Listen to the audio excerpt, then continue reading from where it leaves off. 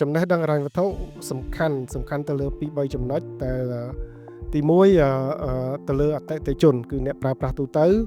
ទី2គឺទៅលើស្ថាប័នហិរញ្ញវត្ថុហើយទី3គឺលក្ខខណ្ឌសេដ្ឋកិច្ចរបស់ប្រទេសយើងទាំងមូលទៅលើអតិថិជនហ្នឹងសំខាន់អីគេខ្ញុំលើវិក្កាមិនភាគច្រើនគាត់បកស្រាយពីចំណេះដឹងអតិថិជនដែលខាង AMS គាត់បានលើកឡើងគឺចំណេះដឹងអតិថិជននៅតាមមូលដ្ឋាននៅមានកង្វះខាតជាពិសេសបើយើងមើលតា media ដែលយើង promote ដោយតែគាត់មានប្រសាសន៍ 70% គឺនៅទីក្រុង 30% គឺនៅជនបទអានោះចំណុចទី1ចំណុចទី2និយាយពីស្ត្រីហើយនិងបុរសដែលភាគច្រើនអ្នកដែល view media តាក់ទងនឹងចំណេះដឹងហិរញ្ញវត្ថុគឺនៅសម្បូរបុរសច្រើនជាងស្ត្រីអញ្ចឹងកលេចមកវិញគឺអតិថិជនបានន័យថាបើចំណេះដឹងហិរញ្ញវត្ថុគាត់មានគឺការសន្សំរបស់គាត់ទី1ដែលមានការទទួលខុសត្រូវទី2ការខ្ចីរបស់គាត់ឲ្យមានការទទួលខុសត្រូវអាហ្នឹងសម្រាប់អតិថិជនទី2សម្រាប់ស្ថាប័នហិរញ្ញវត្ថុបានន័យថាបើអតិថិជនគាត់មានការយល់ដឹងអំពីការសន្សំមានការយល់ដឹងអំពីការខ្ចីដោយការទទួលខុសត្រូវ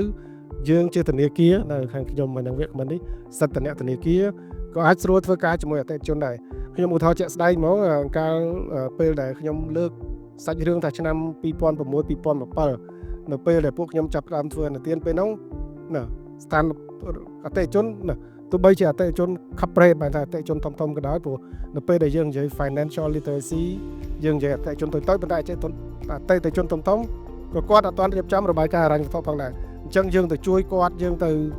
ធ្វើរបាយការណ៍ឲ្យគាត់ជាជាងតែគាត់ត្រូវរៀបចំរបាយការណ៍យើងអញ្ចឹងខ្ញុំចង់និយាយថាបើអតិថិជនទូទៅគាត់មានចំណេះដឹង